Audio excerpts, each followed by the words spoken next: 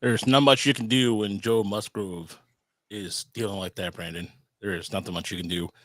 Welcome to another episode of Tigers Minor League Report here. Week 25 recap on the Tigers ML Report Network. I am Roy Hillick, so I'm with Brandon today. Chris Brown should be along with me shortly, as my dumbass sent the link to our Twitter and it never went through. So I'm like going, all right, where's everybody? And then I go through it. It said never. It said, you know how on Twitter sometimes you send a DM, it goes, did that go through? I'm like, okay, the one time it doesn't. Yeah, I have been dealing with that more and more lately. It seems like for some reason. Yeah. Joe Musgrove, or as Sean said in the chat, the Seth Lugo, but with velocity. Yes. But his curveball tonight was a beauty. That was quite a pitching performance. But the Tigers had their opportunities and just could not get it done. And this is a San Diego team that the crowd tonight at Brandon was really, really loud. Yeah, they were into it. Yeah, for sure. I mean, you can tell, they're right in there competing for something. And, the Tigers, it's not that they haven't faced anybody good in the last month, but they haven't really faced too many teams that were legit contenders. So, this is going to be a tough test. And then flying out last night, you kind of expected the offense to be jet lagged and not do a whole lot. So, I don't know. I was pleased to see Ty Madden pitch that well. He looked great. Mixing in the splitter, actually using that quite a bit, which we haven't really seen. And some of them were actually good. So that was nice to see. Mixed in a few curveballs, mixed in the cutter. Got up to 98. We've kind of had this ongoing debate about whether or not he should just cut down some of his repertoire and not try throwing 4 or 5 pitches. But tonight he did, and it worked. So that was positive to see. It's kind of funny, we're so cocky now. Like everybody who comes up here is just going to quickly get better, and it seems to keep happening. But it also makes me think like, maybe you guys should pay a little more close attention to the Mud Hens and what's going on down there. Yeah. Why do they have to come up here? Why do they have to come here to figure it out? But anyway. Well, it's like, for example, like Ricky Velasco is apparently learned a cutter in his time here. Yeah. Like we're going through all the data and just going through, and then Chris noticed that is showing some of the arm angle too. It's just something that is happening more and more, and it's almost to a point of expectation. I mean, it was just so funny when you were Saturday when after Reese Olson threw bullpen, you're sitting there. As soon as it's done, him and Juan Nieves and Robert Lund are just literally like this. They just take the iPad out and they're just like going, like just going like this and just computing or whatever they're doing in there. That was a sight to see, but it was a good sight as Olson threw against against Ryan Kreidler, Perez, who only hit from the left side, I believe, of the plate, and what was the other hitter? Dylan Dingler. So they did looked fine. So, but there's no indication of when it's going to come back per Hinch. So should be throwing again this week. Yeah. So, very funny thing. Wenzel started. Sorry, Wenzel started his rehab assignment tonight, so I think he went 0 for 2, but he's working his way back. Maybe by next weekend. Yeah, I was gonna say the funny thing that the Tigers could do is they have Lakeland fighting for their lives in a playoff spot this week. Maybe Reese Olson needs to make a rehab start down there, and then Erie is going to be in the playoffs. Maybe he makes a rehab start in AA playoffs, and then he comes back to the Tigers. I don't know. They could do that. They won't do that, but it would be funny if they did that. They won't, but it would be hilarious if they just brought in the ringer at Erie, like all those kids, just like, we get Jackson Jobe, and then we get this guy too. Jeez, okay. I love it. But it'd be funny. But there's a lot to get to too. There's Max Anderson, Jose de la Cruz both winning, and also Yeo Reyes also winning Player of the Week awards. So plenty to get going on with the minor leagues. And the series against Boston, there was some really good pitching, but Tarik Skubal's performance on Saturday, I did want to talk about that, gentleman. That was one of those performances that you would hope that would get him the signature to win Cy Young, but hell, I mean, I don't know what else the guy's got to do, but I mean, he's leading leading strikeouts, wins, and ERA, which is the triple crown, correct? Mm-hmm. Of that of pitching. So yeah. I mean, you never say never. Yeah, I think so too. I said he was going to win, and I'll stand by it. There's just always the little bit of the 2016 Verlander voice in my head a little bit, but it's been a lot of years since then. I think it's an absolute lock. like to potentially win 20 games on this team, like just a, kind of a solid 500 scrappy little unit here, was pretty good on its own. And then, yeah, he's leading in everything else. And most of the other guys who are close to him in the Triple Crown categories are all in the National League. So it should be a lot. Yeah. It's I can't think of anything. I suppose if he goes out and has 4 absolutely 10 runs and 3 inning starts, that things might go wrong. But yeah, you saw him at his best. Basically, he made one mistake against Boston, and then made it hold up for 8 innings, which you don't see a lot anywhere in baseball these days. And really, the Tigers won because Boston made one mistake, but the Tigers happened to have some players on base, and that was it. And then Tigers won on Sunday in the opposite way that we talked about. That I've talked about a couple of times, where it's just one of those games where had a whole bunch of guys on base and just couldn't get them in. Tigers had like 5 guys on base and scored 4 of them, or scored 4 runs because they hit a bunch of home runs, and that's all you need to do sometimes. So that was a fun win. And then today, you run into a Joe Musgrove who's pitching really well lately. Don't cash in on your few opportunities, and Ty Madden was better than I expected.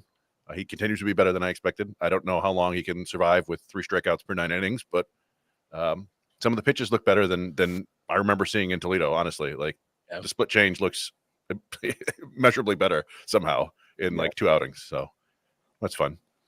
He broke out a couple cutters too, which I hadn't seen much of since he came up. And actually, those look pretty good too. I was like, oh, all right, well that could work. Yeah, I mean, I've always thought his harder slider cutter was his best secondary pitch, but it was always you could never. I just could never tell until Toledo what was what. It was is that is that an 81 mile an hour slider? Is that an 89 mile an hour slider? Is there a cutter in there? I don't know. It's tough. Yeah. Is that slower one the curveball sometimes? Yeah. But I think that was part of his problem, is that he just no consistency to the when we talk about specific command. Being able to shape the pitch the same way every time and land it right where you want to. I mean, none of that was really that much in evidence last year. So, pretty much fastball, slider, and mediocre control at best. So yeah, no surprise, to see him come up and look better. But yeah, I mean, that's a pretty tough lineup, and he handled them without too much trouble. Especially that, I mean, Luis Arraez is such a good hitter, and that single he had to left field was perfectly placed. I mean, he could put the ball. The way he's just especially he takes these professional at bats. I mean, I hate to say it, but it kind of reminds me of the way Tony Gwynn, just to be able to just go and put it wherever he wants to. Standing Jackson Merrill, it was the first time I'd see Jackson Merrill before 7:00.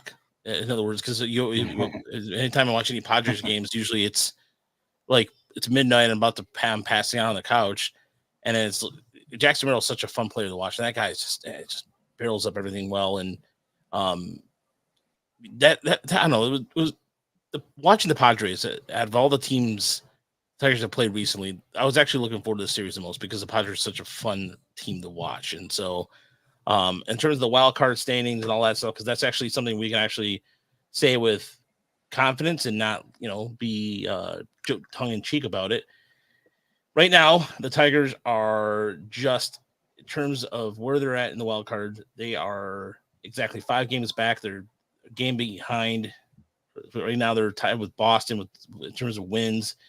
The Mariners are hanging in there at 69 and 68, and the Twins at 74 and 62, and the Royals have the other wild card spot right now, along with the Orioles, who and the Twins look like they're going to win tonight, and the Red Sox look like they're going to lose to the Mets. It's 4-1 Mets in the top of the 8th. So at least the Red Sox won't be gaining any ground on them. But yeah, I mean, how do you guys feel about this? I mean, there's levels to getting excited. Obviously, we've all been doing this a long time. We're pretty well versed in the numbers. I'm enthused and I'm glad to see them playing well, but I'm still I'm a 3-game winning streak away from getting really oh, okay, let's go. I'm locked in. I'm still kind of they're kind of in it. I like my 84 win prediction from the start of the season. Figured they'd finish strong. Didn't think they'd finish strong once I saw Mize and Olsen go down, and they've just managed to weather it incredibly well. Pitching like one of the best staffs in baseball with just a hodgepodge behind Skubal. So it's been cool to see that come together. But yeah, I mean, are any of you guys 100% buying in here yet, or is it still just sort of okay, you've got to beat a good team and win a couple series here first?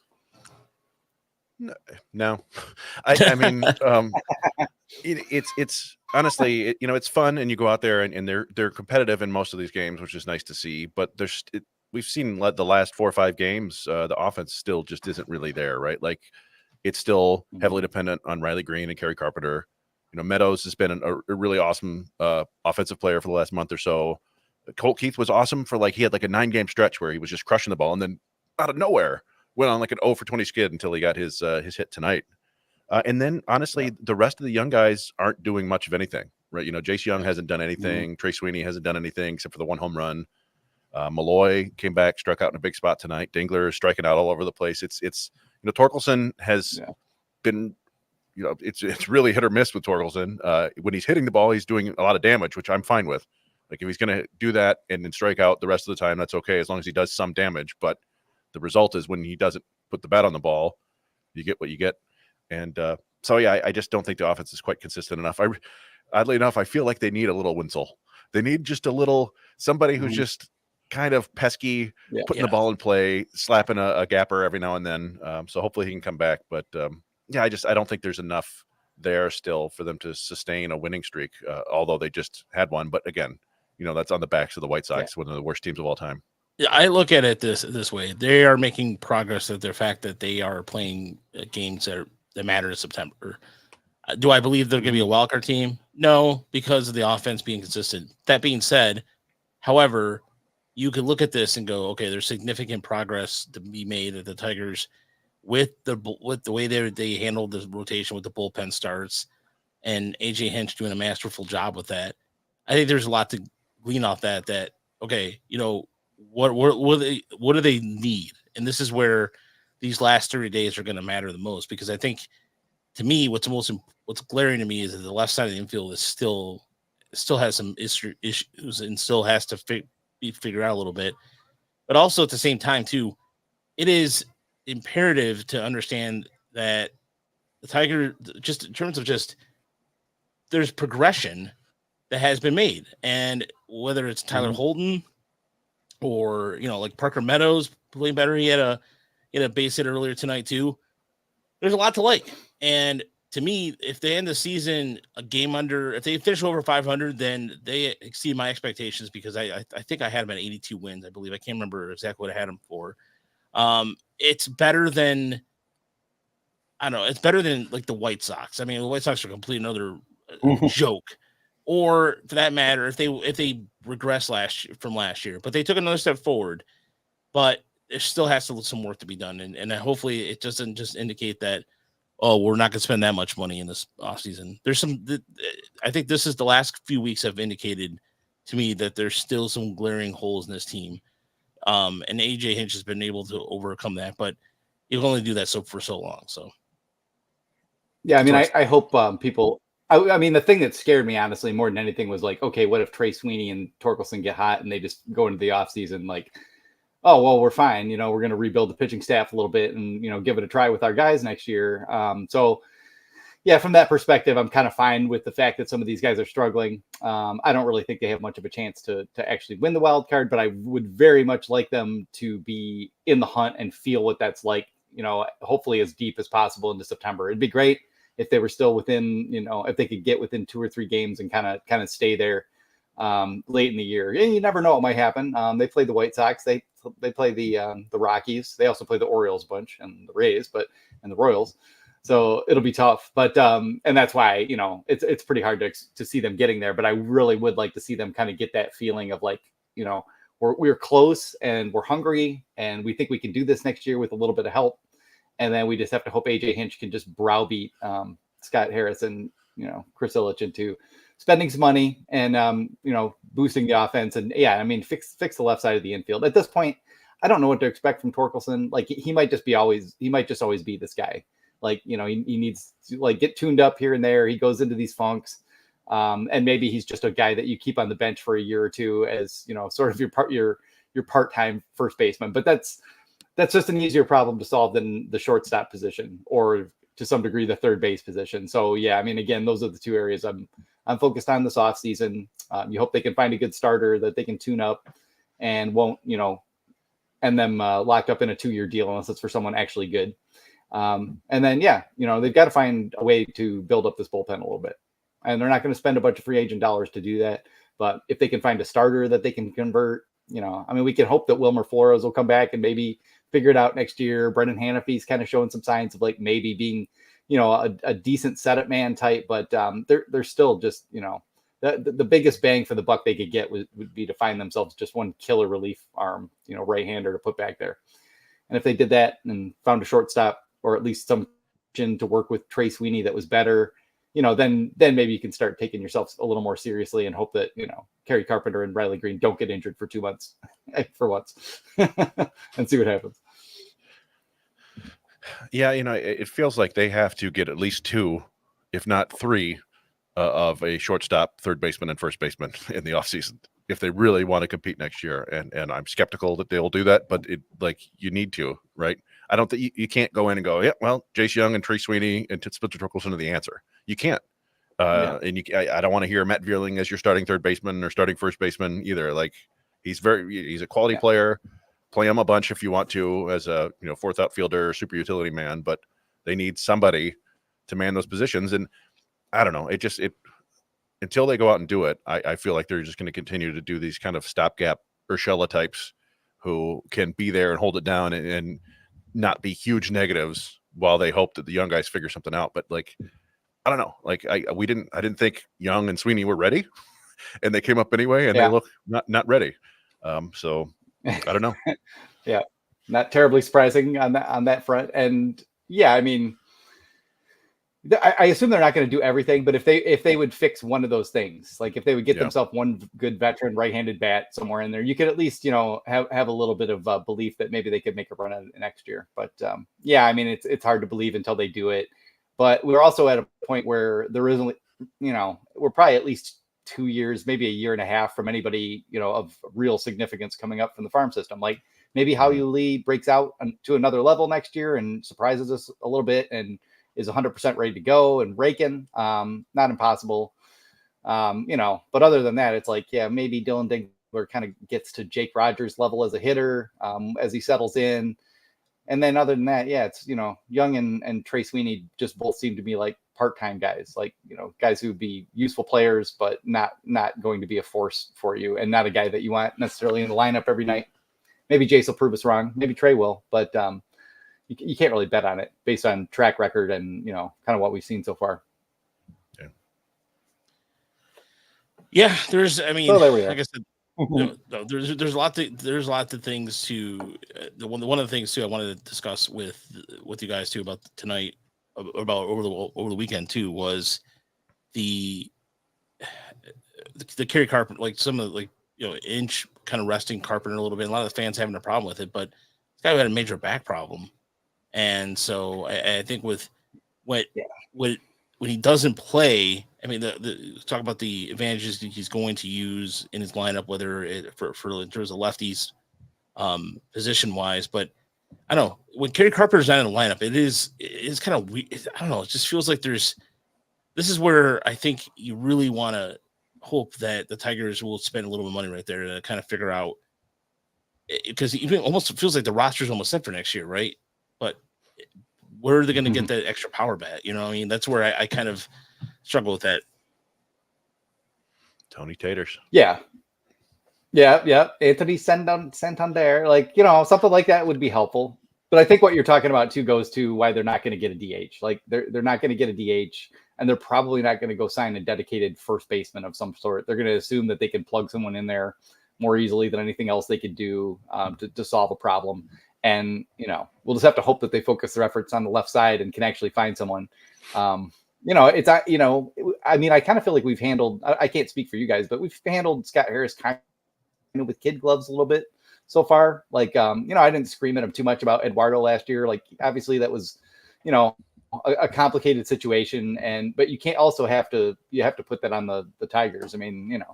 They're the ones who, understood the situation and decided to hold out and assume it would work out. So, there's, he signed Jack Flaherty. That worked out great. Kenta Maeda hasn't worked out great. Matt Boyd didn't work out. Michael Lorenzen did. It's been, very much of a mixed bag at the major league level. I'm very, very pleased with what they're doing at the minor leagues. I really like the last 2 drafts. I like that they're, kind of keeping vigilant and picking up some undrafted free agent types who are actually talented. Picking up Patrick Lee, who we'll probably talk about later. Probably not a guy who's going to ever have a big impact, but if you can land a guy who has speed and power both, well, okay. If you can find that guy without having to give up, significant draft capital, that's great. So they're doing a lot well down there, and I continue to feel like the development's coming along. Like they're showing some signs of developing hitters better. We know they're good with pitching. There's a lot there to like, but now it really is like the ball is in Scott Harris's court. There's not, there isn't some uber hitting prospect that's going to come up and save this offense next year. Jackson Jobe should be helpful next year to some degree, depending on how they want to use him. But that's kind of it, just waiting and playing Dingler and Sweeney and Young all year long. Like, well, we're just waiting for them to catch fire and then we'll be fine. Is not nearly good enough. So, I mean, the impetus is now on Scott Harris, I think, seriously this offseason. He's had four cycles, 2 off seasons, 2 trade deadline and drafts. And, it's time for him to win next year. He's got everything you could use to win. And the Tigers probably are going to look at like a starting payroll of like $80 million for next year going into this offseason. So they should have plenty of money to spend too, even if they kind of, stick to the local recent limit of say 130 million. They got no problem going out and picking up, whatever player they want really, other than, Juan Soto. So, I mean, it's time to start pushing them real hard, I think, this offseason to make something happen. And again, I mean, I think the coaches and the players all kind of feel the same way. Like it's go time and we need that extra piece or two to get us over the top, and, probably a starting pitcher somewhere in the mix. They're going to need that this offseason too. And we'll just see how big they go. Verlander, not looking so hot so far since he came back. Yeah, that's I don't want to say it because we've seen Verlander come back from the brink before, but he's looking kind of cooked now. We'll see. He's just 41. I thought he was going to pitch till he's like 48, so we'll see. But he's still throwing 94. Fresh off the IL, showing a new changeup. They're going to teach him Tarik's changeup, bro, and then it's on. And then JV 5.0 will kick in. Well, and I'm glad you brought up Skubal again, because that is like a huge fulcrum, I guess you would, something like that, right? Where like, okay, you've got Skubal for 2 years now. Is arguably the best pitcher in baseball, one of the best 2 or 3 pitchers in baseball for sure. Are you going to do anything next year and try to win with him? You're going to try to do it in the next 2 years, or if not, then trade him, right? Why didn't you trade him? Yeah, why didn't you trade him at the deadline then? Yeah, if you're not going to go for it and try to win with this guy who's awesome, then what are we doing? You're just kind of, hoping to get lucky and roll a bunch of sixes and Yahtzee, I guess. I don't know. I haven't played a lot of Yahtzee. Tarik is right now the big stick that holds up an old window that doesn't have like the lock on it. The window is kind of opening, but it's not 100% open yet. But yeah, you either trade him or go freaking win now. Yeah. So, or sign him. I guess you could do that. Yeah. There's an idea. And maybe there is that. Maybe the focus will be on extending Tarik Skubal and Riley Green this offseason. I've heard from various sneaky sources that, Riley Green is at least interested in talking about an extension. I don't know about Tarik, and I kind of suspect that maybe Tarik isn't so interested with his representation and only being 2 years away. But hey, you gotta try to find out. Lance Parrish did something during, he expects the Illiches to spend money this offseason. Even like people on the 84 Tigers were mentioning that too. The entire time it was just like, yeah, you guys should spend. I mean, if the alumni is telling you to spend, I don't know. I mean, yeah, and I know they brought all those guys in there, and they're all saying like, "This is what our team was like." We were all young and talented, and we came up together. And now you just spend some money, and we go win. It's time, Somewhere Chris Illich is like, this year? Yeah. I don't know. Well, no, but yeah, I mean, you did keep hearing that, and you hear, and sometimes these are just baseball players, right? Like, this reminds me of us. They could have said that in 2019. Who knows? But I mean, it does feel closer to reality now, right? Like, there are some real pieces here, but the 84 team needed to go out and trade for Willie Hernandez, right? And they needed to go and get Darrell Evans, right? Like, there was still, not everybody was homegrown. Chet Lemon was a trade, right? So you got to make some moves and do it for players who are, pieces of the team. So I don't know. It feels like they're 2-3 years away from 84, but we might not have Skubal for that long. So do something. Yeah. Well, do something. I mean, to take advantage of this window and take advantage of what it has to you. And so hopefully we'll see what happens. I mean, what sucks about this time of year, by the way, though, is the end of the minor league season is coming upon us. And I know that gives us opportunity with the team, the big league team, what have you. But I'm not, there's a part of me that is getting sad because, yes, in 2 weeks, the Seawolves kick off playoff baseball. Playoff schedule went out today, I believe it is, and they'll be start playing on the 19th. Game 1 is in Akron, and then they have game 2 and 3. If game 3 is necessary, in Erie. So, Akron's very good. Yes. And running away with things. Yeah, they are very running away with things. We'll get to them. We'll get to Erie. We'll also get to Lakeland, who has a big chance against Fort Myers this week. And if they can win the series, I believe they would put them in the playoff picture. Is that correct, Chris? Yes, they if they win the series, they're in the playoffs. If they tie or lose the series, they're out. So they have to go 4-2 in these 6 games. The annoying thing is that they are, if you look at their season long record, they're 10 games clear of Fort Myers for the best record in the division. But they were like a half game out in the first half, and they're a game and a half out right now in the second half. It's one of those stupid things. They've been the best team all year long, kind of, despite losing most of their best players. So you go out there and you give it a shot. I think it'll be a really fun series. And the only thing, Fort Myers it's had at home, right? Yeah. And I don't know if Fort Myers graduated, but Fort Myers had like their 3 recent they drafted 3 college bats for their first 3 picks, I think, Minnesota. And so these are all like legit top 50, top 60 draft picks, and they were kind of bombing on Lakeland the last time I was they were playing. I don't know if they've moved up a level or not. If they're up to Cedar Rapids now, hopefully. But I don't know. It'll be fun watching that for sure. Yep. And this is the final week for both them and for West Michigan, right? So we'll get to that as we go. But there's some interesting storylines coming along. Maxwell starting to struggle a little bit, but the other Maxwell eating up. And, but it will be kind of sad to see it come to an end. This is the first time maybe my whole life where I've been like kind of excited for the Lions season to start. So I'm kind of like feeling different things like right now. Like, okay, it's not over. There's still something to look forward to this fall. Okay. But I don't know. It's been a fun season, minor league wise, especially I think, and with the major league team doing this well over the past month, it's been it's been fun, and you also kind of just want to get to next year. Like I feel kind of both ways about it. Yeah. All right, let's start things off in Toledo. Let me see here if I can get this all going here. Will Smith's Toledo still there. is. Will Smith is still there. Yeah, there's no reason other. I'm sorry, you have to keep him there because there's just, I don't know, between that and Erie too. Erie's just, I don't think Erie's a brutal watch per se. I don't want to say brutal. That sounds horrible, but I don't get my computer's crashing while it does that, Chris. The roster is tore up at Erie a bit. It's just I mean, there's no way around it. Losing the guys they lost in the last couple of weeks really hurts their playoff chances, and then they lose Melton for a shoulder issue this week, and that hurts them a bit again. I still think they should give them Yosber Sanchez and see what goes because he's been rolling. Yeah, or for that matter, Lakeland decided. Well, there was a call up too. We'll get to the call up here in a second here. Chris. Oh, you got it. Okay, all right, cool. Thank you. How does that work? Yeah, that works. Let me take off the banner here. The Weber report. Yeah, I like that. It's good. Yeah, we're just gonna call. I think we're just gonna call it the Weber report the rest of the time. So it makes perfect sense. All right. Without further ado, let's get into Toledo. And so, yes, Chris, Brian Sammons did not take his call down very lightly. I don't know how to put that. No, I mean he's he's continued to. I mean, you talked about it last week, I think, but one of the trickle down effects of all this movement in these bullpen starts is I think they had 2 proper starters in Toledo last week in 6 games. Yeah, it was Lockhart and Sammons, and then you see Troy Watson went 2 starts. Bergner made a start.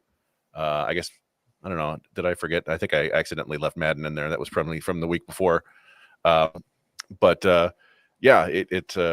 struggling to find pitching. They actually played today. I didn't put it on here or update the stats because they'll be reflected on next week's slide. But they lost 12-1 today. There wasn't much to add.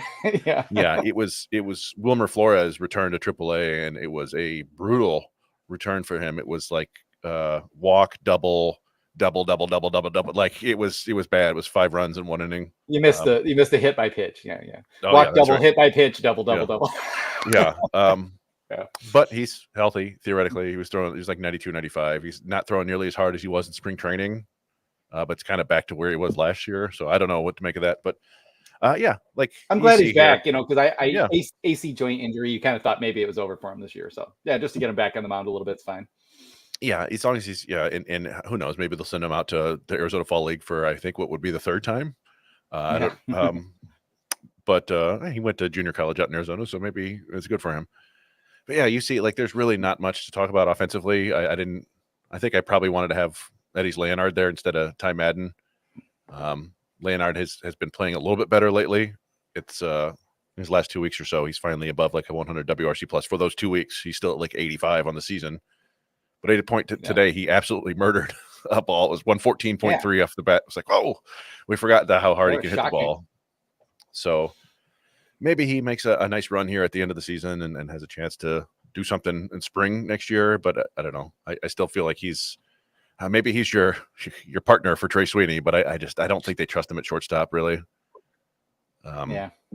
So maybe more of a just utility man. But Malloy didn't do a ton, but they brought him back up obviously because they want to look at him some more. And Navigado keeps doing Navigado stuff. Very close to a 2020 season now. Oh, yep. He just needs a 1 stolen base. Yep. I made a bet. I'm sorry. Go ahead, Brandon. No. Go for it. I was gonna say I made a bet with Cody and Evan in the press box the other day. I said that Navigado will make a major league team, but it just won't be on this team next year. Come spring training.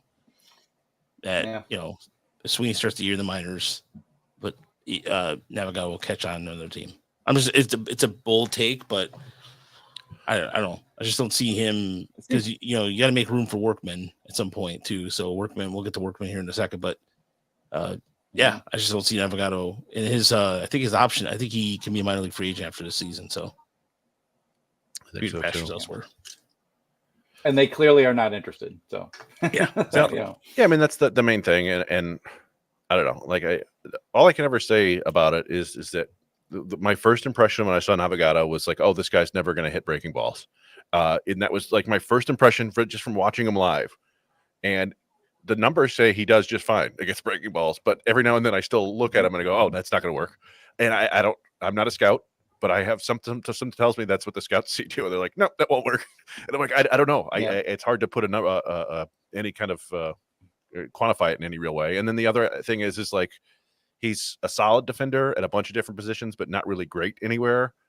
So you kind of become that utility man who's not necessarily adding a ton of value with the glove. So I don't know. I mean, he's a great from everything we've heard, great teammate, awesome winning player in the minor leagues. It's just sometimes those guys don't have quite what it takes. But who knows? Maybe he'll like Raj says, he'll pop up on the A's next year or the Marlins or the Pirates or something like that and have a good season. Yeah. Twins don't have any room for him. Yeah, they're too busy cultivating. They're too busy cultivating Willie Castro. Well, they were talking about moving Royce Lewis to second base now. Yeah, yeah. And they got Brooks Lee in it. What is he playing? Second and third? Oh, Correa's probably out again, isn't he? Yeah, I think I can't even remember. Yeah, Correa's in and out of that lineup. Like, that wasn't going to work out apparently. Brooks Lee looks like a real deal, though, man. Yeah, I mean, he is like all the Twins. It seems like that. Well, they do great when they're healthy, but he's been injured a lot. Lewis has been injured a lot. Buxton is always injured. I know Julian's been injured. Yeah, splash. Yeah. Kirilloff is basically out of the picture now. He's been injured a bunch, and like they tried to send him down, and it was like a Turnbull situation where it was. Then he revealed that he had a back injury. They're like everybody's all upset with him. So I don't know. Who knows what's gonna happen there? Oh boy. We talk a lot about the White Sox and like what goes on in that organization. The Twins have some weird things going on as well. Like they do well. They've gotten much better at developing pitchers, and they seem to bring up these hitters pretty well. But it's just like, I don't know. It just has never quite come together down there either. There've been a couple times where I was like, oh geez, the Twins are about to be an absolute monster juggernaut team here, and it just can't develop starters. Hurt. I don't know if it's the field. Yeah, they haven't developed starters very well. Griffin Jacks, I thought was going to be a pretty good starting pitcher, and they converted him, and now he's a great reliever, or a really good reliever anyway. But yeah, I mean, someone's always hurt. Something, you never seem to see the whole team on the field playing well at the same time.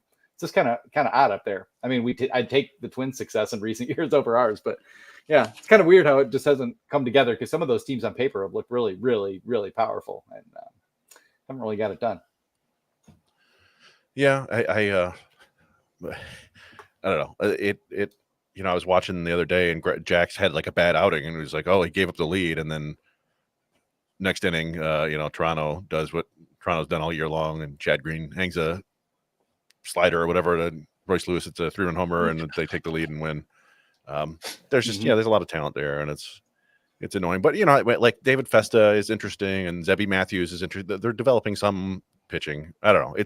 They're going to be a pain, I think, for a significant amount of time. So the Tigers have to overcome them with talent and maybe free agent acquisitions. I don't know, but Richardson also is some good development for it too. It was a late development for as a prospect. Yeah, Simeon Woods Richardson. Yeah, that was he was a guy that was kind of top 100 prospect, then fell off the map, then kind of, I don't know what you call that, like bounce back or prospect fatigue guy, but he looks pretty good now. The only other thing I'll say about Toledo is and we kind of talked about this in AA when Erie was playing Portland, but most of those Portland hitters who are awesome are now up in Worcester. And yeah, I think the Red Sox are going to be a problem in a couple of years. Yeah. Roman Anthony, Christian Campbell, Kyle Teal, Marcelo Meyer, Chase Mydroth. They'll be like they have a lot of talent, hitting talent coming up, and it's annoying. But even Teal's speed, Teal as a catcher, speed wise, is really quick. I mean, he just jumps off the bat, just does something. The ball just does something off his bat differently. I don't know. Like I think he's gonna be a major problem, and it's just. I think they have they're going to be more of a threat, I think, than Boston or than New York or even Baltimore. If they can, because they're pretty good developing pitching too. And so I think they might surpass New York here quickly. Yeah, it's certainly possible. See in New York. Yeah. I don't know if I see Baltimore, but New York maybe. And it does feel like, the Blue Jays are probably bound to churn at the bottom for a long time to come here. So yeah, I mean that was one of the kind of things we were talking about earlier in our private chat. Was you've talked about it, Brandon. It's like go get Bo Bichette, and it's like that would be fun. I would love if the Tigers could do that. I'm just trying to put myself in Toronto's shoes and wondering, like, they don't seem like the type to kind of go full rebuild, and I don't know if they even can right now because they've got so much money and Gosman and Barrios and Chris Bassett and but. So if I'm Toronto, I think I'm trying to take one last run with Bichette and Guerrero, or extending them even. But I don't know. Maybe, like you said, the Tigers should at least ask, try. Yeah. We at least need to check and see what it costs. But I mean, I think you're right, because part of the idea, of course, is that we barely have to give up like a top 100 guy for him right now. I mean, he's got like a 75 WRC plus, but of course, from their perspective, well, why would we bother trading him then? We could probably get that at the deadline, no problem.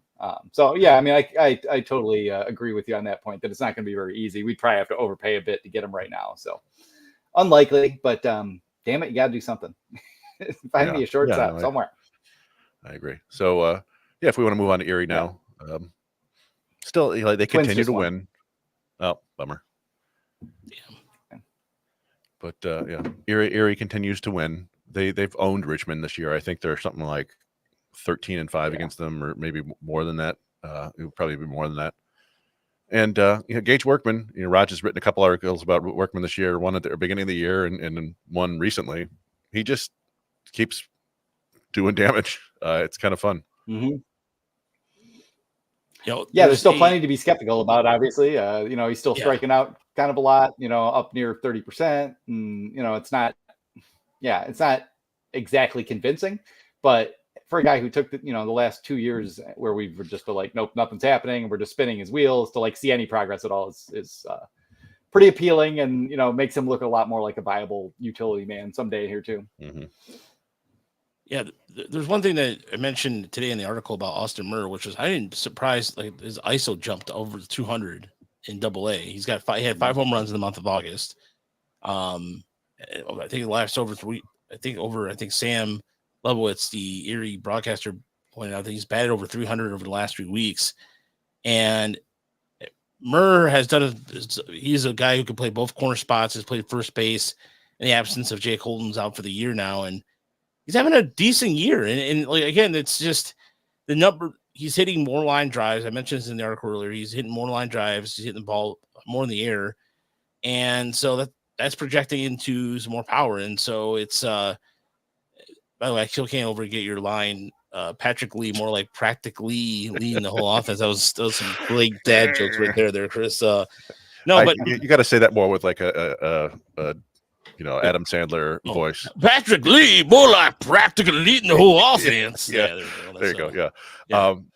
Yeah. That was Patrick Lee had one huge game for them, but I think that's good stuff on Austin Murr too, because a few years back we really liked Murr. We were like, oh, this is the new identity, right? Like these guys who control the zone or walk a bunch and gonna be solid offensive players even if they don't hit for power. And then suddenly he's hitting for a little bit of power. Like I don't think there's anything there, right? But it's certainly been helpful for Erie, right? Like they had him in reserve, which was it turned out to be a luxury rather than just like, oh, he's another guy on the team. So yeah, he's been great. It's basically him and Workman carrying the offense. Hicks, it's just kind of quietly doing what a lot of the Erie guys have done all year, right? Like just getting on base and causing some trouble, which is it's nice. So yeah, and then Patrick Lee, he got his first AA hit this week, and then the next game it was a double, a triple, stealing bases. Really, really helping them in different ways too. So that was nice to see. And people want that voice. Yep. I guarantee. Yep. I guarantee. I said it in the Fog Like One River voice. That's a good one there. But no, it's what I will say this about Erie has been the amount of guys who have stepped up. Between Lee, and quietly, Chris Myers has had 18 home runs. I mean, I say quietly because we haven't really talked about him that much, but it's just a different. I think Gabe Alvarez has done a really good job with all the injuries that have happened. He's been able to just plug and play, and it just kind of goes to the organizational strength about. And Erie doesn't maybe have outside of how you Lee, maybe there's not a lot of guys that are top quote unquote. I mean, I know that Scott Harris was pissed. Back to the chlorophyll, more like Boerphil. There you go. There you go. But I know that Harris was mad that Lee was not a top 100 prospect. So that's not. I mean, it might be a little bit of speculation, but I've heard. So that being said, they're doing this with a lot. I mean, their pitching's been fantastic too. I know this was mentioned earlier. Troy Melton hit the injury list, which sucks. But another guy who mentioned we haven't really talked about a little bit is Gary Burhan. He has improved his strikeout rate since he got up to AA. Is he a guy? Is he a dude? I don't know. But his stuff has looked. Sometimes he looks really dominant. When he has his kind of cutter slider going, he's tough to deal with, and he's got a decent changeup and fastballs like 92, 95. I've said for a long time, it looks like a reliever to me, just his delivery. He throws a fair amount of strikes, but I don't know. Like I picture a Will Vest potential out of him someday down the road. Like if he just goes out there for one inning, he might be able to hit 97, 98 with decent secondaries and give you something. But yeah, he's been very helpful all year long for them. And in Pena, 2 starts this week, 11 innings, 3 hits, no runs, 11 scoreless innings from Pena, who barely touches 91. He just knows how to pitch. He messes with timing. He alters his shapes. It's kind of fun to watch. I don't think there's a big league arm there, but very, very helpful for a AA team. Yeah. Every once in a while, you'll see like a good AA team. He'll face them and get just wrecked, but then he goes right back to pretty much carving most other teams up. So yeah, very useful at that level. Just kind of a good illustrator with him of kind of the difference. You can be a good player at AA and still really have no shot. And we talk about Lockhart because of the splitter, kind of giving him that last little bit of an edge that might get him there. But that's another one that's like it's just on that line where. It just doesn't have enough other major league quality stuff, but you never know. Guy takes a little step forward in the off season, and maybe one of the two of those guys surprises us. But But yeah, it's been impressive to see what they're getting it done with. Carlos Mendoza, obviously, we've talked about a bunch of times, just living on base. Not really doing damage, but just always on base, always being a pain in the ass. So yeah, they're kind of playing some scrappy old school baseball down there. I think I was on the Austin Murr train as too after year one when it was like, oh my God, this dude's walking more and he strikes out. This is the new direction. Yeah. But hotness. Got to hit the ball in the air. Got a little bit of Big B going on there. So, yeah, I mean, we do. You touched on Melton a little bit. We should talk about that. I was watching his outing and he looked a little uncomfortable. He kept like moving his shoulders around. But I will say this, like, he came out after throwing a pretty nasty slider. He got the strikeout and then was like moving his shoulder around. They came out and took him out like immediately. And it was like, all right, that's not good. Shoulder soreness, never good. But it doesn't look like the sort of thing where like, oh, he tore everything in his shoulder. Right? Like, it wasn't like he was falling off the mound. It was just like he was uncomfortable. So you hope it's just some soreness and he'll be fine for next year. But I wouldn't expect to see him again this year. And then the other thing to talk about is Jackson Jobe, who we've talked about the last couple of weeks about just not really being able to put guys away. Things looked good early, and then his second inning, he had to throw 30 pitches, and it was just one of those things where he just could not put guys away. I think his final batter was like a 10-11 pitch walk. Then he kind of looked like a kid. Honestly, when he got really upset when they took him out of the game, like I don't know, I assume he's mostly upset at himself, but it wasn't a great look, right? Yeah. Like, didn't wait on the mound for Gabe Alvarez. Stormed off, handed him the ball, got into the dugout, threw his glove, threw his hat. It was like, all right, like, you can be angry and stuff like that, but I don't know. It's, there's still some maturing to do there. Yeah. I mean, I like to see, I'd be a little suspicious if a dude did get at least somewhat angry in that situation. So it's all right, but yeah, he did kind of pitch a bit of a fit there. Hits his pitch limit. And the thing I saw last week was Michael Beeline is going to come in and face Carter Howell. Yeah, abbreviated outing for Jackson Jobe. He goes an inning and 2/3. We're watching now. He'll be a pen day the rest of the way for the Seawolves. A little bit of swaggy walk. 30 pitches in this inning. And then Beeline comes in. We'll pause. Bases loaded. 2 out in the second. The joke was how fast did he was it 60 miles an hour going into the dugout or not? 10 pitch. Which was the simple. What was the spin rate on his glove? Yeah, spin rate on his glove kind of thing. No, like I tend to agree with you, Brandon. Like I like seeing emotion from guys. You just you want it to be. Yeah. It's always a fine line, right? Like you remember Alex Lang threw the ball up into the foul netting, and that was it for him. He was back to AAA. It was like, you got to find the right place to put it. But again, it's what the minors is for. Yeah. Yeah, but you're right. I mean, you're supposed to take it off the field and let it out then. So a little bit of a tantrum. Yeah. By the way, you guys are talking about Melton's injury. It still doesn't, to this day, when I think of pitching injuries, I think of this. You're not going to show us Dave Dravecki, are you? No. Oh, God. Joel Zamaya? No. There was a frightening moment last night for Cincinnati Reds pitcher Tom Browning in the 6th inning against the Padres. The left-hander collapsed after throwing a pitch. He broke a bone in his left arm. Doctors call it a very rare injury. It is reminiscent of an injury suffered by former Giants pitcher Dave Dravecki 5 years ago. That's dramatic as Dave Dravecki, though. Look at Matt Lauer with hair. Yeah. Was that weird to see that? What is this internet thing everybody's talking about? Look, we were about to go check out the heroin trade in Afghanistan there at the end. The poppy fields. But yeah, I mean, like, I remember Zamaya was a real bummer too, right? Like, I remember him. I think he was in Minnesota, was it? Where like, it looked like, and he broke his elbow, I think. Oof. So, guess we can move on to West Michigan now. Yeah. By the way, just as a heads up, so game 1 of the playoffs starts on September 17th at Akron. Might be a chance we might be there, but we will be there September 19th. And if the game 3 is necessary, we'll stay an extra day on Friday. Are you coming to Erie, Chris? I don't know. Things would be a lot easier if I had an actual job. Yes, it's tough for me to justify going out of town to watch baseball without work. Yeah. But I can go to West Michigan. Although the air is kind of out of that balloon, unfortunately. They were down 4.5 games to Dayton. In Dayton, had to go in there at least win 5-1 or 5-6. Probably needed a sweep, and they had a chance to at least win the series, but just some unfortunate defense and pitching on Saturday, and then Sunday they couldn't get much going. But so their elimination number is actually now down to 1 because Dayton played today and won.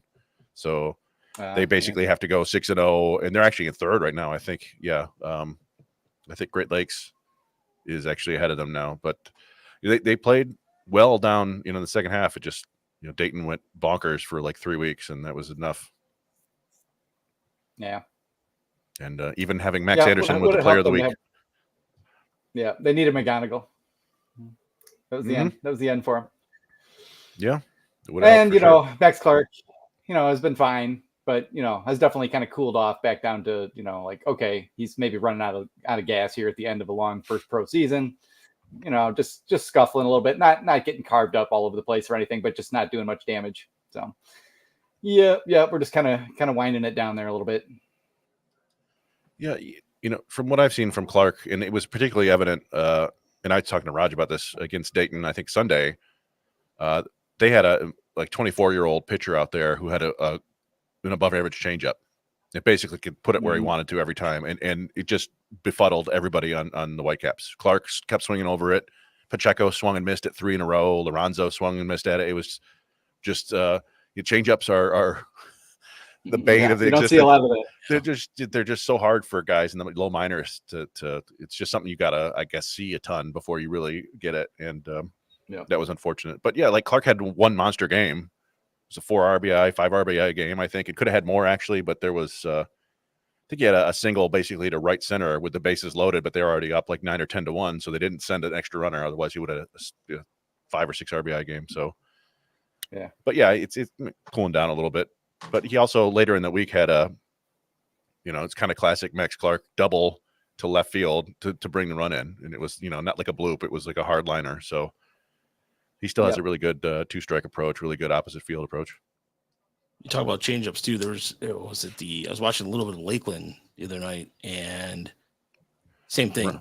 There's just not. I think it was who was it throwing? It was one of the Tiger relievers was throwing a changeup. Ronnie Hollis or Chalice or Chalice. Chalice's changeup was sick, and the Blue Jays couldn't do anything about it. But as far as like Ham and the terms of rotation, Chris, they to me, this has been a better rotation than it's been. I guess I don't want to say advertised per se, but it is kind of shutting it down a little bit. This is the most innings Ham has thrown.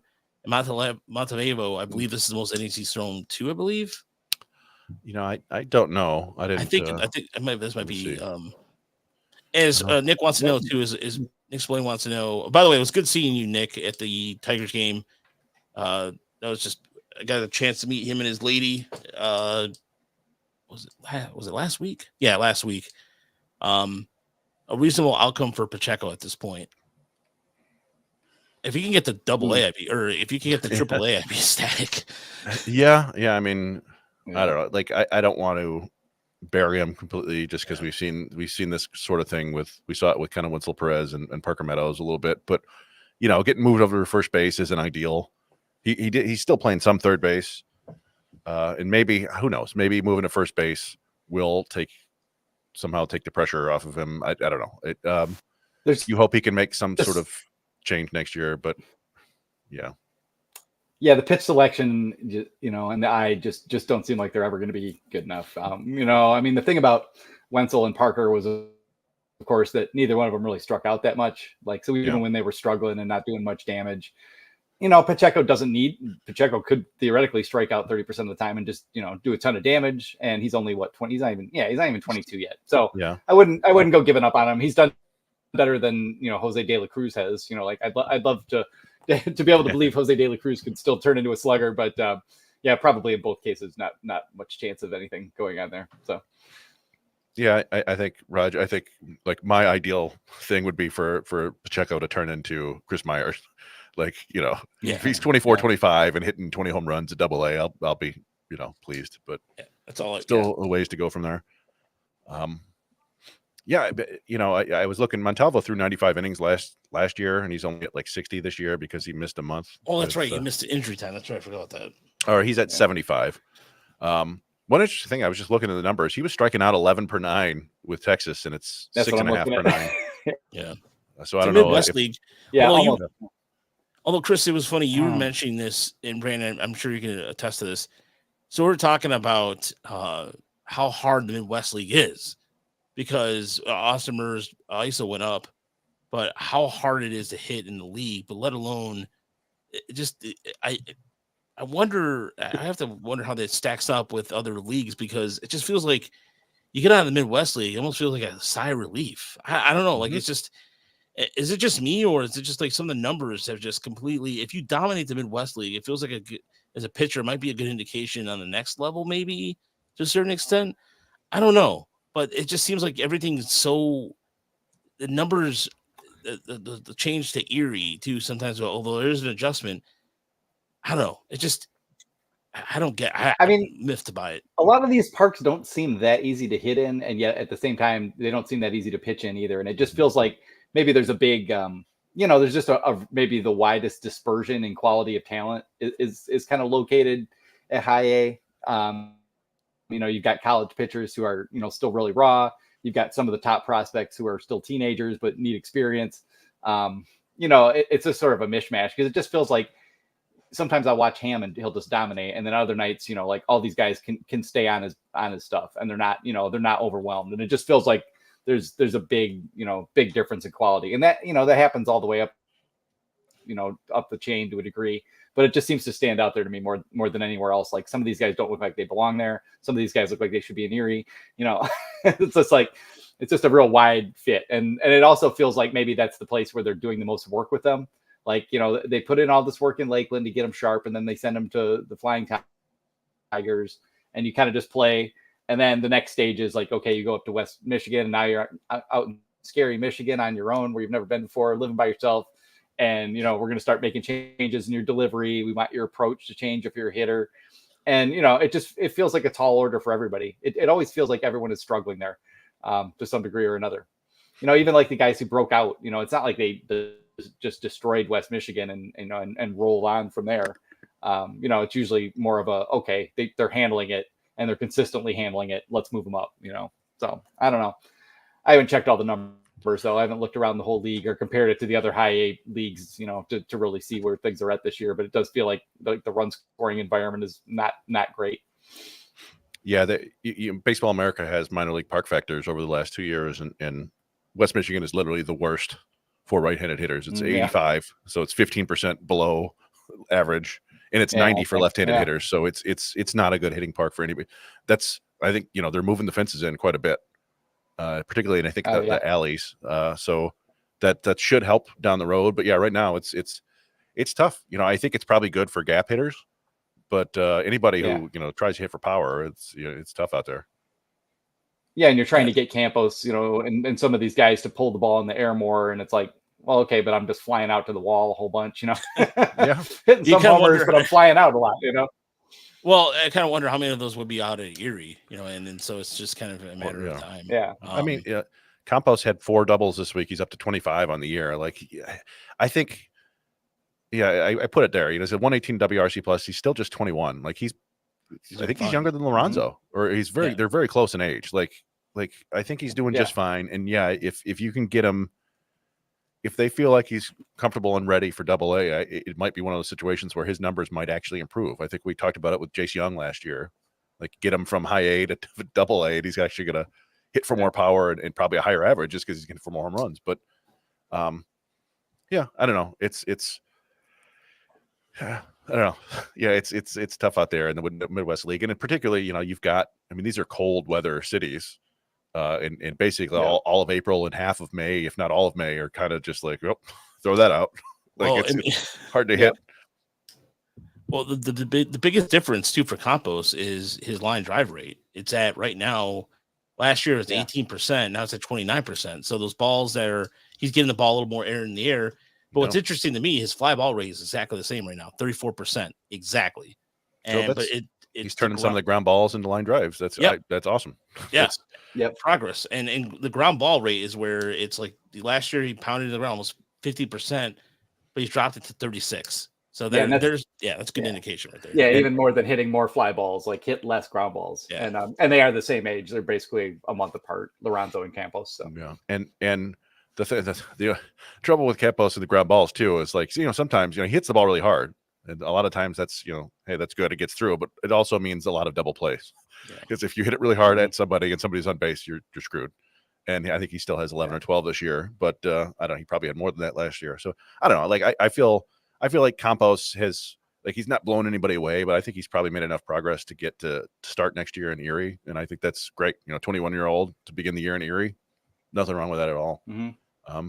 And we've seen, I've been unimpressed with Max Anderson for most of the year. Just it's not the best look of a player. He's kind of thick and looks kind of first base-ish. It's short, and he hits the ball the opposite field. But he's really turned things on over the second half of the season. And player of the week, there's nothing to sneeze at there. Yeah. Still not like not crushing it, but a consistent run producer for them. Which okay.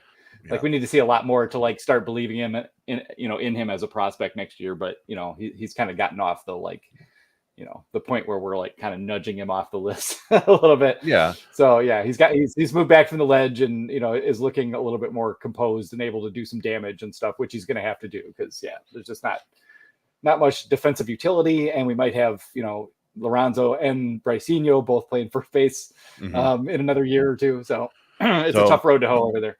And that's the one thing, I kind of shared some videos in the Discord, but and you can't always put it on one player. Obviously, there's a lot that goes on, but basically, Dayton won that game on Saturday night in part because Lorenzo had a pass ball on a bunt attempt. There were men on first and second, pass ball, then men on second and third, and then they brought in somebody on a sac fly and tied the game, and then later he tried to catch a guy stealing. The throw was short, got to center field, so the guy made it to the third, and that ended up being the game-winning run, I think. And it was just, and Roger and I both agree, I think, from looking at him, that he's got a chance to stick at catcher. You could see some things there that will work, but it's just he's going to work at it. He has to work at it a ton, and I don't know. That's tough. It's a hard position. Yeah, especially and that's where it kind of comes down to makeup. Where you have to really, really want to be a catcher. If he's just like, I'm happy to do my work every day to be good behind the plate. It's probably not going to get there. You got to really want it back there. So we'll see if he does. Sometimes it just looks really stiff and it goes side to side a little bit. It's just it struggles with just the side to side. Maybe it's his body composition. He's a big kid. Yeah. I mean, I expected him to not be real agile, and he's actually surprised me with his pop and stuff. And okay, like you can kind of see like he's got enough there and he's got enough in his arm, but yeah, is he going to be? Does he just have like the general athleticism and fluidity to block balls effectively? Make adjustments, call and then everything else, call games, throw consistently, all that stuff. While your attention has to be focused in 3 or 4 places more than anybody else in the field. So there's a lot to learn. I think I've said this before. The Tigers seem like they're pretty good at teaching catching these days, and so if he can be a catcher, they'll probably get him there. But it's still very much a coin flip, I think. And then our boy Yosver had a good week. Bullpen was had some bangers this week. Marco was looking pretty good. Yeah, Cole Hepp came back to earth, had a rough outing, but they've got enough, and they just brought up Eker Weezy. They've got some interesting arm, which was kind of confusing to me because I would say this to Raj, like, well, West Michigan's kind of out of it. And Lakeland needs all the good arms they can get, but we saw this last year with Erie. They would have benefited Erie greatly to keep Justice Bigby, but they sent him up to Toledo at the end of the year anyway. So I don't know. Sometimes they just want to move guys up. I don't know if it's a reward or whatever, but The only other thing I wanted to bring up and was John Peck, and Raj, you looked into him a little bit, didn't you? Yeah. So I wrote an article about Peck a little bit and what he's been able to, because one of the things that I'm trying to, this was something that I should have done a long time ago. Kind of what you do, Brandon, is kind of do the farm report, but it's just more like a check-in. So I put the article, it was appropriately named Pecking Order. But I talked about, he's been doing a really good job hitting on the left in terms of playing third and short. Since July 14th, 320, 407, 500 with an OPS over 907. They include a little bit of time at Lakeland. So he got called up to West Michigan back on August 16th. So what's nice about him is he's a right-handed hitter because we have this emphasis on lefties right now. But Peck has done a really good job. We had a listener who was watching us online and mentioned his stats and looked a little deeper. And yeah, Peck's been pretty good surprise. And Chris was telling me too that he's one of his coaches was Danny Worth, former Tiger, who went to Pepperdine. So I did not know that. So yeah, it's a good discovery. Nice. Yeah. Him and Jim Jarvis. I thought they were the same person at one point because hair. That's funny because I had the same. Yeah. I was more into Jarvis at first too, but Peck has overtaken him. I wanted that left-handed bat, but yeah, Jarvis not striking out much and walking a lot, but not impacting the baseball with any authority.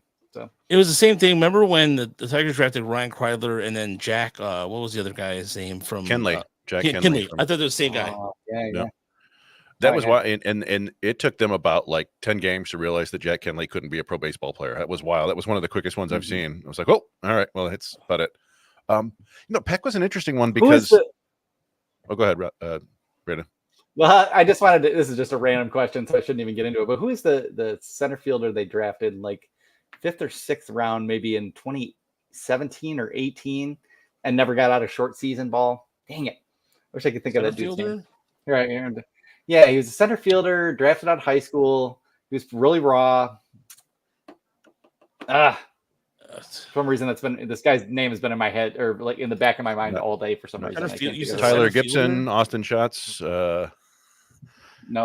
High school pick. High school pick. Oh, Kingston Liniak. Yes, thank you.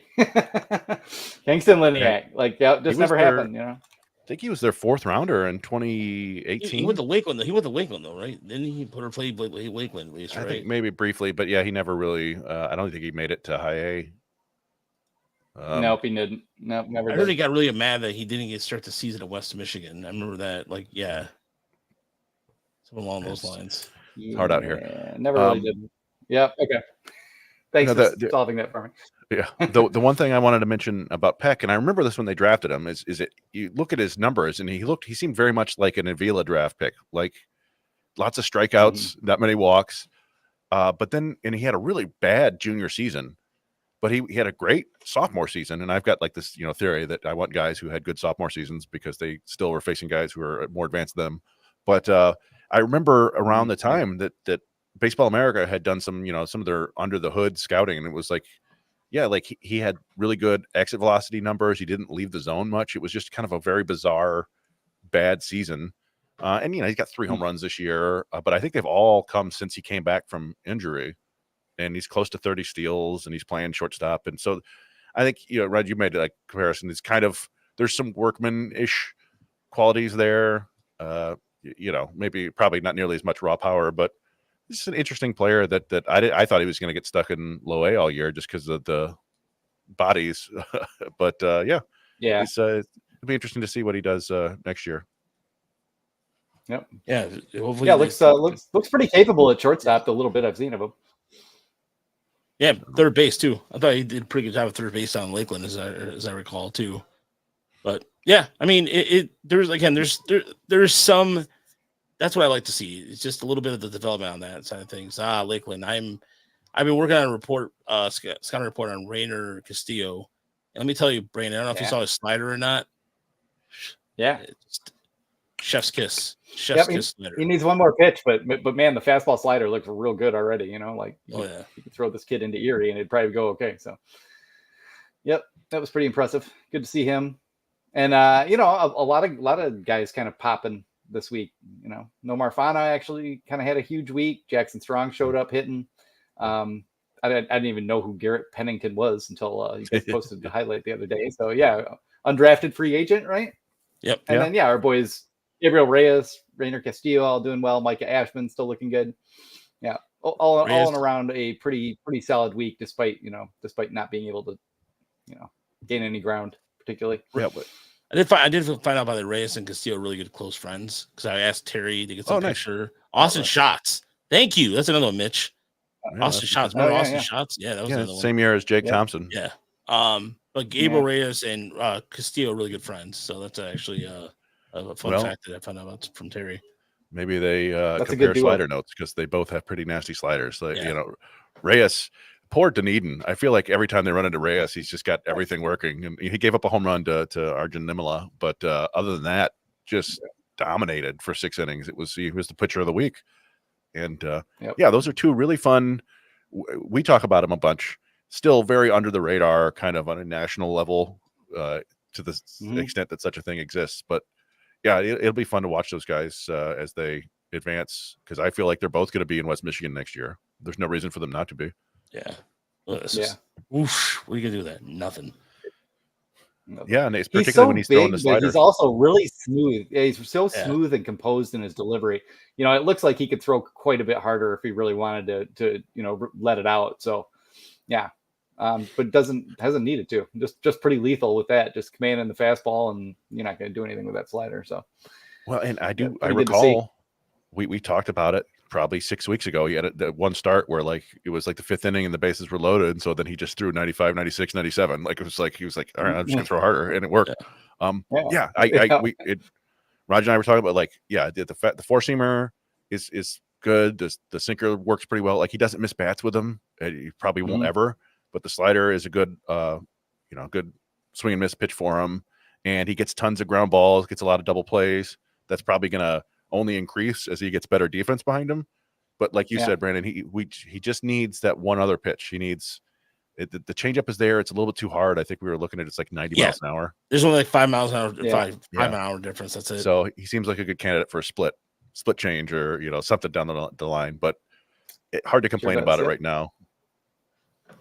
Yep. And you could probably say the same thing about Reyes. If he can improve the changeup, bam, you might have something, because he just gives me the vibe. He's like a loose armed lefty who I think is probably going to end up throwing 95, 96 at the end of the day. And has has kind of a low arm slot to get to that ride, good slider. And yeah, when he's on, it can be tougher. I think you guys have pointed this out a few times. Like, most of those guys haven't seen a really tough lefty at that point, or at least not many of them. So there's a little bit of an added advantage there. You kind of want to see a little bit more what he'll do against better pitching. But pretty impressive looking stuff when he's on. Yeah, Reyes has that good extension too. Like, the ball, the way it comes out of his hand last minute too, I think that helps out a lot. That right off his fingertips there.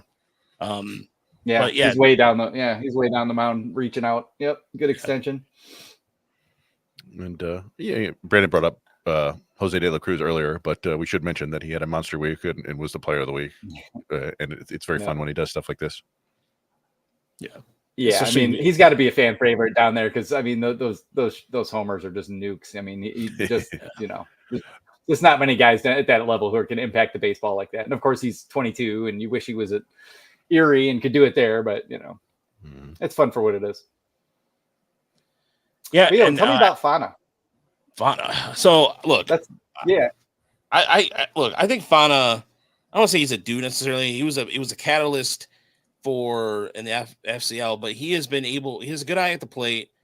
He's kind of a stocky kind of build to him, but I don't know. I think he barrels off the ball pretty well. I don't know. I like his makeup in right field. He's a guy who really, to me, could be a potential, a 4th outfielder type if you want to see high levels. But the fact that he walks at this level, bad pitching. But there's, you look at some of the adjustments that from FCL over, and he's still walking. That's, to me, is a good sign.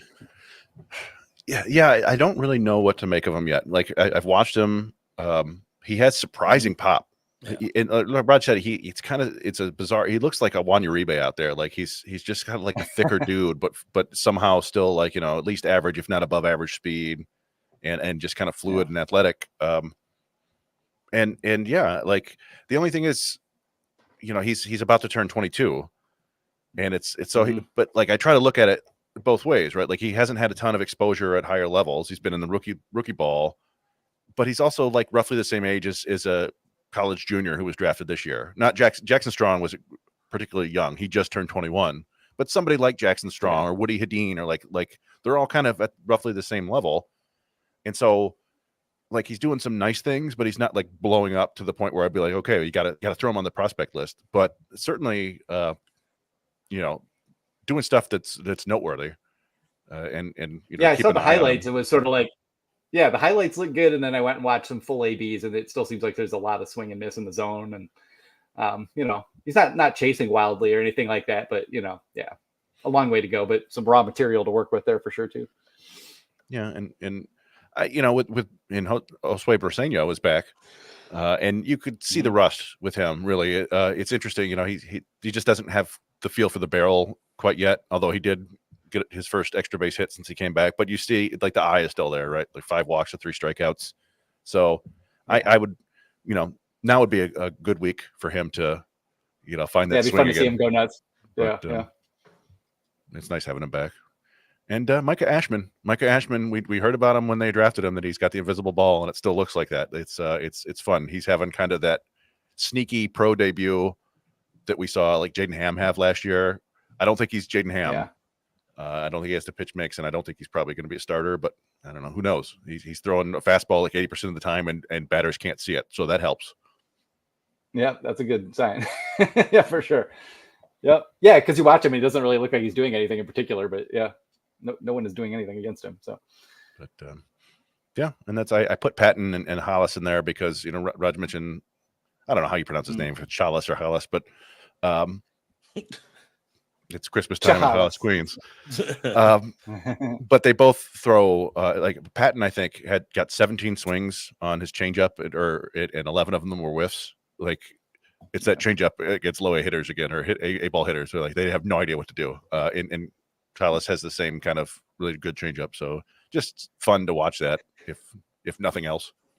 And Herberto's coming out of the bullpen now too, right? I mean, he's not starting. He's not starting. Is he still?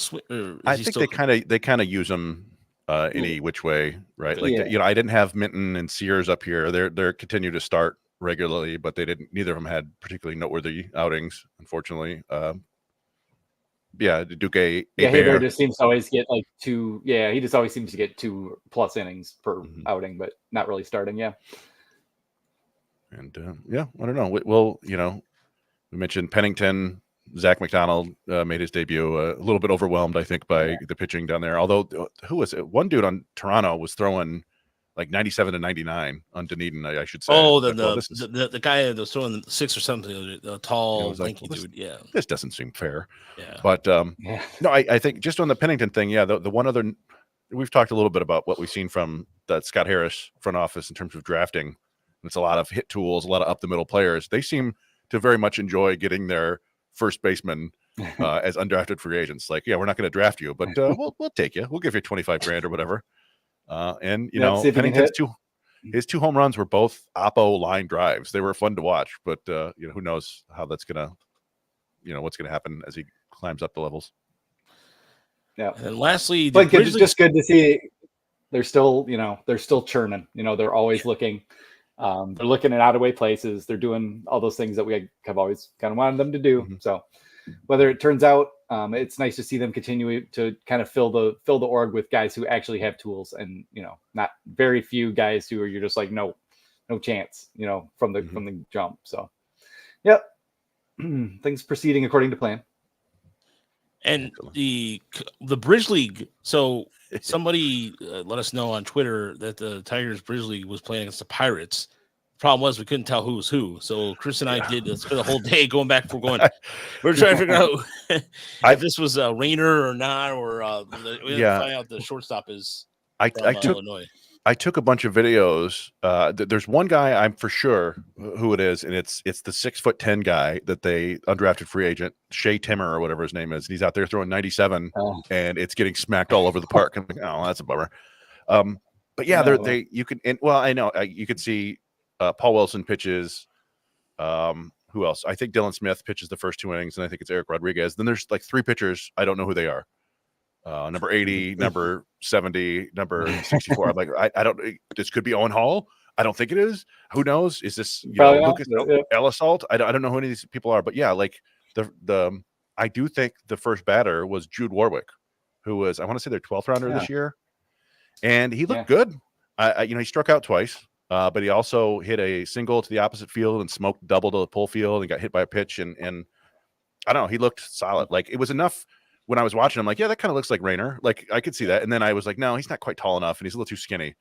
But the swing looked good, and he got the double on like a 95-mile-an-hour fastball and yanked it. So I was like, well, that's promising.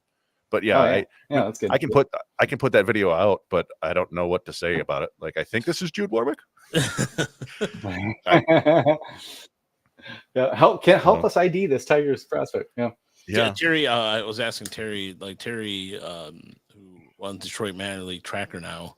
There was the other day. I was like, "Do you know who this person is?" And there's got to be a roster somewhere, right? Like, well, the thing is that during practice, so they'll have their names on the back of their practice jerseys, but when it comes to in the game time, they don't. So, for example, if you go to her Facebook, you'll see on the back of it'll say Pennington or whomever or whatever, but during the game, for whatever reason, it's Blake. Yeah, drives me nuts. Nick, just to take your Peyton Graham question, like nothing is really going on with him. He's come back from his fractured fingers. He's at Lakeland. He's still walking a lot, like not making bad swing decisions, but just not impacting the baseball much at all. Not driving anything in the air. Still pretty raw defensively.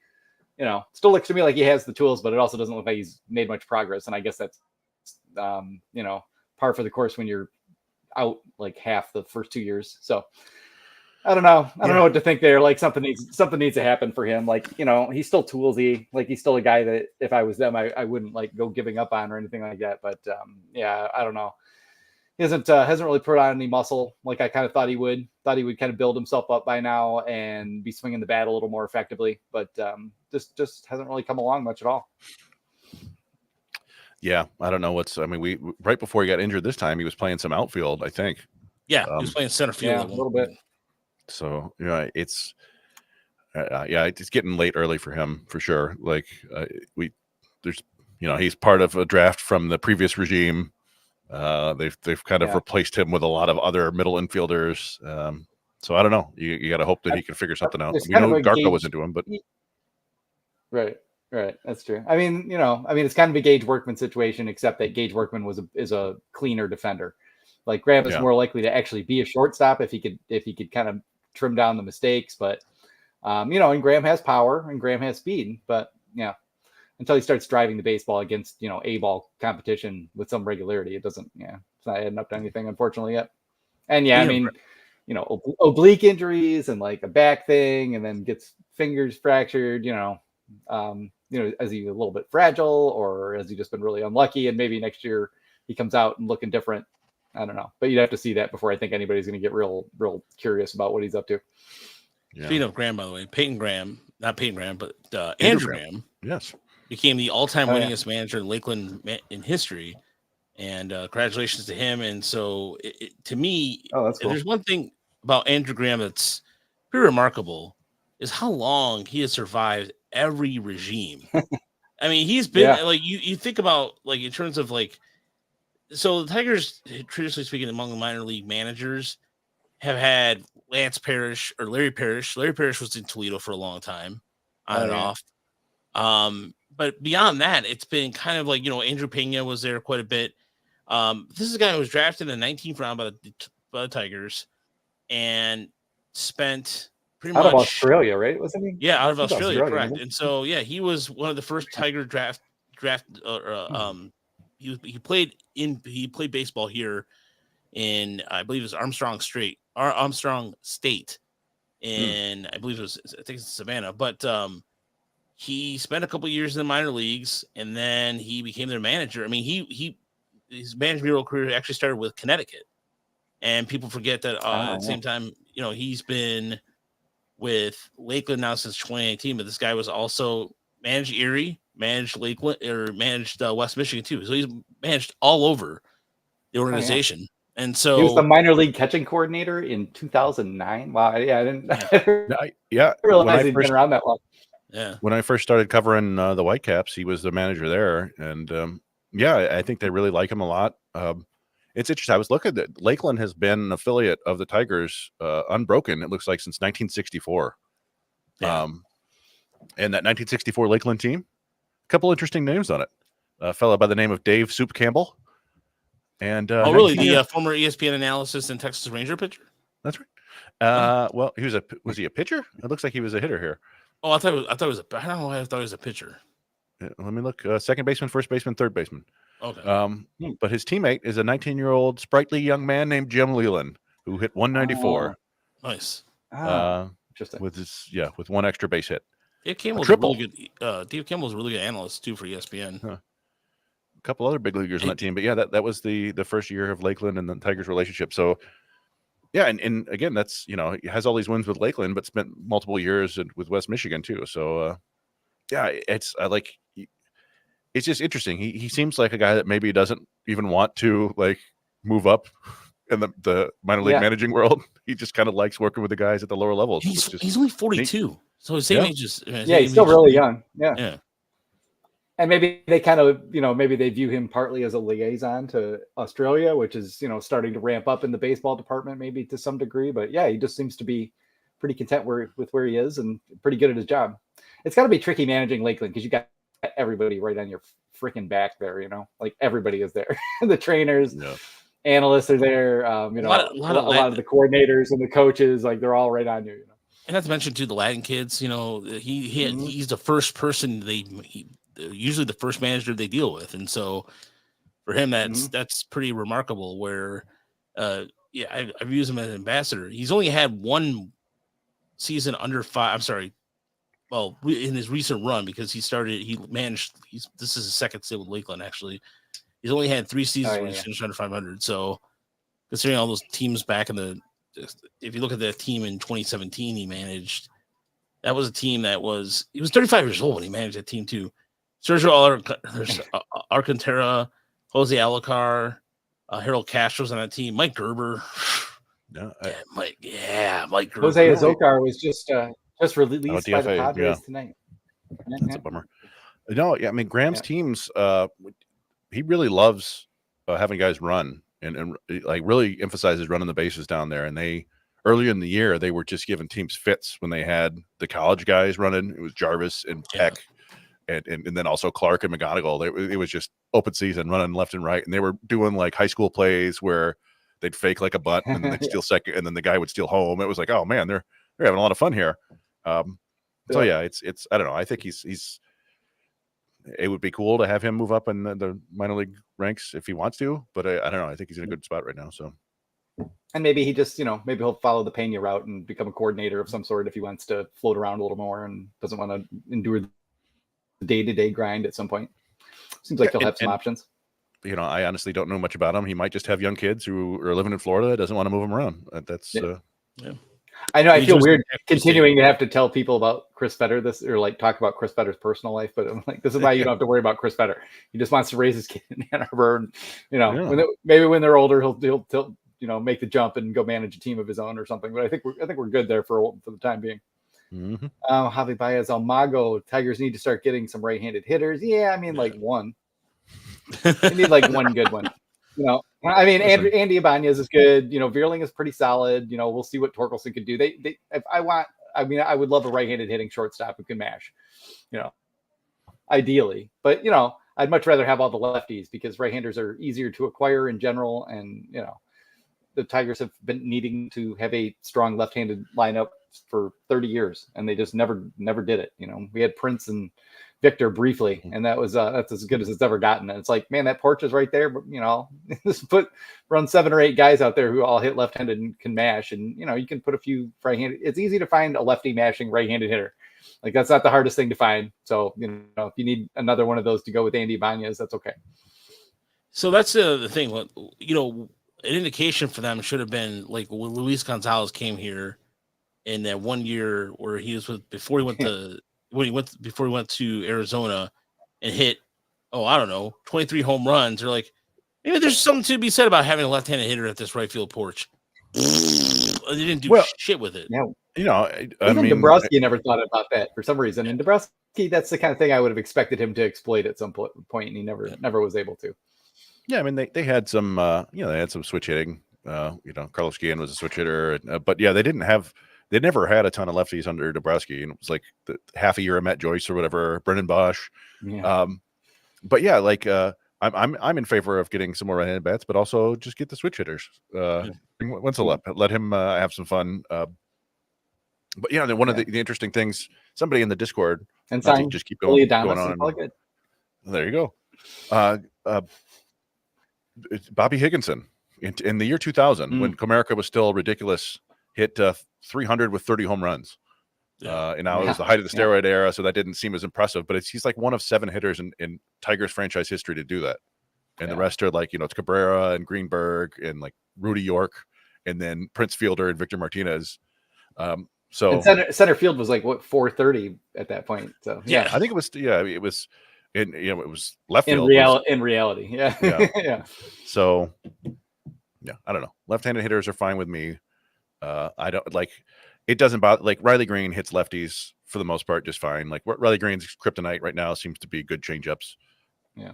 It's just going to be the way it is. Colt Keith hits lefties better than righties so far this year. I think they're getting Parker Meadows a few more chances. The only one who doesn't really get any chances is Kerry Carpenter.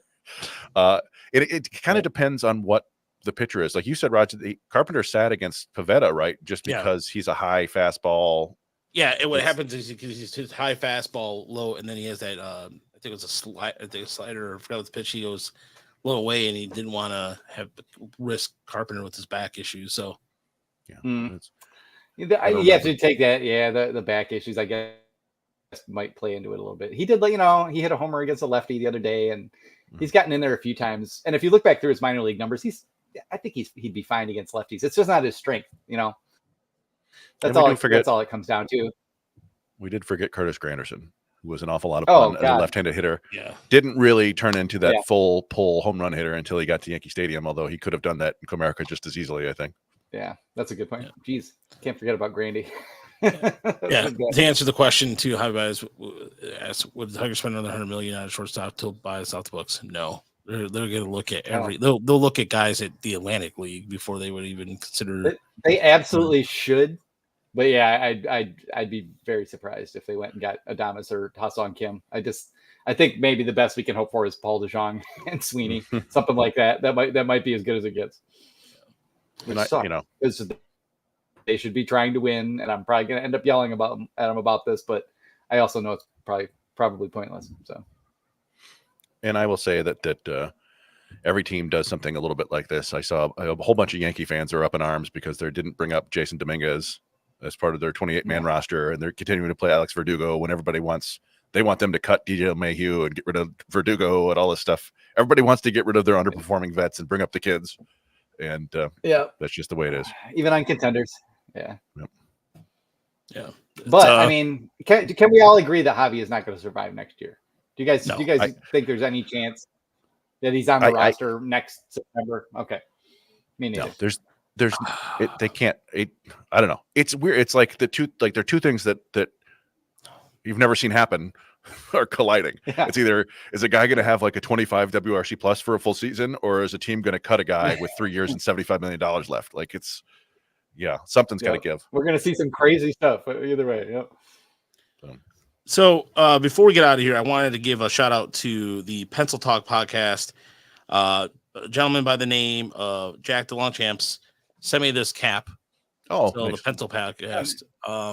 He's had a couple of he's had like college players, stuff like that. So but it was actually Joe in our Discord. Joe, former Motor City Bengals writer and a close friend of the show, suggested this hat. I really like it. It was talking about Wenzel Perez and Wenzel, anyway.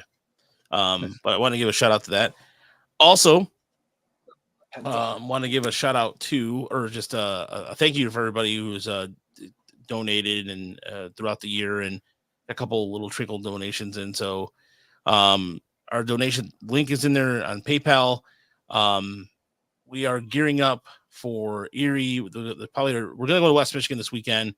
Then maybe hit up Toledo again before the end of the year, but then we'll call it a year. But then we'll be talking about going to Lakeland. So once Chris gets into the Detroit chapter of the Baseball Writers Association. Oh, yeah. Who has more hats, Raj or Brandon? Oh, it's got to be Raj by a lot. I mean, I have a bunch, but I honestly am almost always wearing this one or my go-to Tigers hat, and that's kind of it. So, but I have all kinds. But finding a flat cap that actually fits good is not that easy. And I'm a long hair, so that also complicates matters. I need to cut all this off. Yeah, I'm starting to think about like I want to clip the long hair. I mean, it is weird to me that I have a ponytail at this age of my station of my life because I never had long hair until my father passed away. Nice. My dad always was like, my dad would always say, Rogelio, you need to grow out your hair. And I'm like, why? And he just like goes, you have beautiful hair. You would like get on me about it. And and also going to a Catholic school for 12 years, you get accustomed to having a buzz cut kind of thing. And after, my dad was like, screw it. And of course, I grew out a ponytail down the middle, most of the middle of my back. I didn't know I could do that. Oh, yeah. And I know that I would also have picked up ladies like probably quicker, but my wife likes it and all that, but I don't. I had pretty short hair in college, and then there was a contest between me and a buddy to see who would let it grow the longest. And at that point, I won. And I've kind of just, every once in a while, I'll buzz it all short and then grow it all back out again. But I'm just sort of over it. Like, there's no way it's going to look good at this point. I'm old. Who gives a shit? I'm wearing hats. I want to wear hats again. I want to wear hats again when it feels comfortable. Right now, I don't wear a hat because this damn thing gets in the way, and so I don't want to stray too far into Chris's religious corner again, but.